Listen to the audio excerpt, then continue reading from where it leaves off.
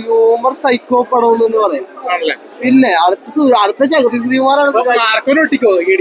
Christmas തൂക്കിയോന്ന് പറയാൻ മറ്റുള്ള ചിത്രങ്ങൾ കണ്ടുവരുന്നുള്ളൂ. എന്തായാലും ഇഡി ഞാനിപ്പോ കണ്ടിറങ്ങി. തീർച്ചയായിട്ടും ഒട്ടും നിരാശരാകേണ്ടി വരില്ല.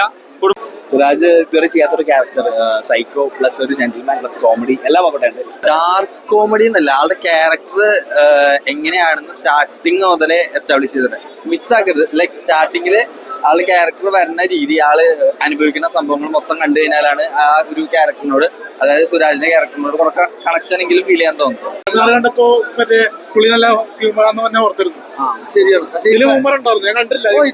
ഇത് ഹ്യൂമർ സൈക്കോ പടം എന്ന് പറയാം. പിന്നെ അടുത്ത ജഗതി ശ്രീകുമാറാണ്. ഇപ്പൊ ഇനി മാർക്കോന് അടുത്ത ടിക്കറ്റ് എടുത്തിട്ടുണ്ട്. അത് കാണണം. അത് കാണാണ്ട് നമുക്കൊന്നും പറയാൻ പറ്റില്ല. ഇത് കോമഡിയാണോ? ഫാമിലി പടം. ഫാമിലി മാത്രം കാണാൻ പറ്റുള്ളൂ. കാരണം അത്ര കോമഡിയാ. ചിരിച്ചിരിച്ച് ആദ്യം മുതൽ അവസാനം വെച്ചിരിക്കുക.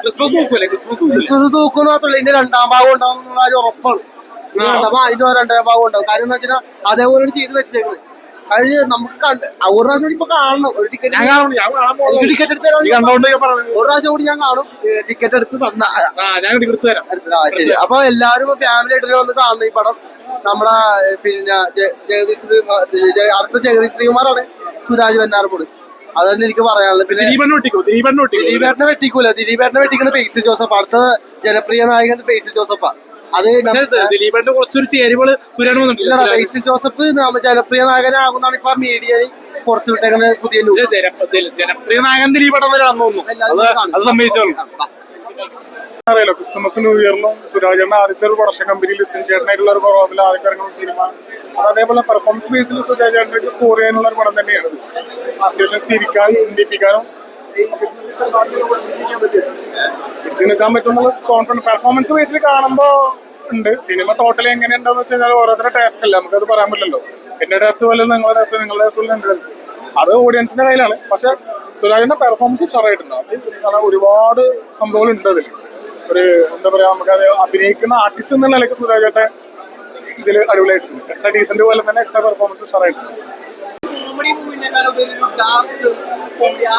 ഡാർക്ക് കോമഡി എന്നല്ല, ആളുടെ ക്യാരക്ടർ എങ്ങനെയാണെന്ന് സ്റ്റാർട്ടിങ് മുതലേ എസ്റ്റാബ്ലിഷ് ചെയ്തിട്ടുണ്ട്. മിസ്സാക്കരുത്. ലൈക്ക് സ്റ്റാർട്ടിങ്ങില് ആള് ക്യാരക്ടർ വരുന്ന രീതി, ആള് അനുഭവിക്കുന്ന സംഭവങ്ങൾ മൊത്തം കണ്ടു കഴിഞ്ഞാലാണ് ആ ഒരു ക്യാരക്ടറിനോട്, അതായത് സുരാജിന്റെ ക്യാരക്ടറിനോട് കുറച്ച് കണക്ഷൻ എങ്കിലും ഫീൽ ചെയ്യാൻ തോന്നുന്നു. അങ്ങനെ ഫീൽ ചെയ്യണ സമയത്ത് പടം ടു ദ എൻഡ് വർക്കാവും. പിന്നെ ചില ക്യാരക്ടേഴ്സ് ഒക്കെ നമുക്ക് കുറച്ച് ക്വസ്റ്റ്യൻസ് ചോദിക്കാൻ തോന്നുന്നു, അങ്ങനെ ആയെന്ന്. പക്ഷെ അതൊന്നും ആസ് എ മൂവി ഇതിനെ ബാധിക്കുന്നില്ല. ഫുൾ ആൻഡ് ഔട്ട് ഒരു സൈക്കോ കോമഡി പടം എന്നുള്ള രീതിയിൽ എൻജോയ് ചെയ്ത് കാണാൻ പറ്റിയൊരു പടം തിയേറ്ററിൽ. നല്ല ക്രിസ്മസ് തൂക്കിയോന്ന് പറയാൻ മറ്റുള്ള ചിത്രങ്ങൾ കണ്ടുവരുന്നുള്ളൂ. എന്തായാലും ഇഡി ഞാനിപ്പോ കണ്ടിറങ്ങി. തീർച്ചയായിട്ടും ഒട്ടും നിരാശരാകേണ്ടി വരില്ല. കുടുംബമൊത്ത് കാണാൻ പറ്റിയൊരു നല്ല ചിത്രം. മറ്റുള്ള ചിത്രങ്ങളും വിജയിക്കട്ടെ. ക്രിസ്മസ് ന്യൂ ഇയർ ഒരു മലയാള സിനിമയ്ക്ക് ഒരു സുവർണ ദിവസങ്ങളാണ്. അത് മറ്റുള്ള ചിത്രങ്ങളും വിജയിക്കട്ടെ എന്ന് തന്നെ ഈ അവസരത്തിൽ പറയുന്നു. ഏറ്റവും നല്ലൊരു സുരാജേട്ടന്റെ പെർഫോമൻസ് ആയിട്ടാണ്. ഫാമിലിക്കൊക്കെ ധൈര്യമായിട്ട് ടിക്കറ്റ് എടുക്കാം. ഒരു എന്റർടൈൻമെന്റ്, ഒരു ഫാമിലി എന്റർടൈൻമെന്റ് ആണ്. അതിൽ സസ്പെൻസ് ഉണ്ട്, എല്ലാ കാര്യങ്ങളും വർക്ക്ഔട്ട് ആയിട്ടുണ്ട്. അമീർ പള്ളിക്കൽ അത് നന്നായിട്ട് ഡയറക്ട് ചെയ്തിട്ടുണ്ട്. Thank you. സുരാജ് ഇതുവരെ ചെയ്യാത്തൊരു ക്യാരക്ടർ, സൈക്കോ പ്ലസ് ഒരു ജെന്റിൽമാൻ പ്ലസ് കോമഡി എല്ലാം അവിടെ ഉണ്ട്. ഞാൻ ഔട്ട് ആൻഡ് ഔട്ട് കോമഡി ആണെന്ന് വിചാരിച്ചത്. പക്ഷെ ഔട്ട് ആൻഡ് ഔട്ട് കോമഡി അല്ല, സിറ്റുവേഷൻ കോമഡീസ് ആണ്, ഡാർക്ക് ഹ്യൂമേഴ്സ് ആണ് കൂടുതലും.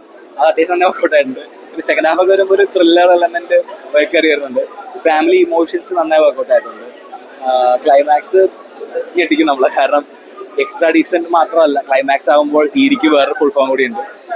ക്രിസ്മസിന് ഫാമിലി ഫ്രണ്ട്സ് ആയിട്ട് വന്ന് അത്യാവശ്യം നന്നായി എൻജോയ് കാണാൻ പറ്റും. മൂവിയായിരിക്കും. എന്തായാലും രക്ഷപ്പെടുത്തില്ല, എൻജോയ് ചെയ്ത് വന്ന് കാണാം.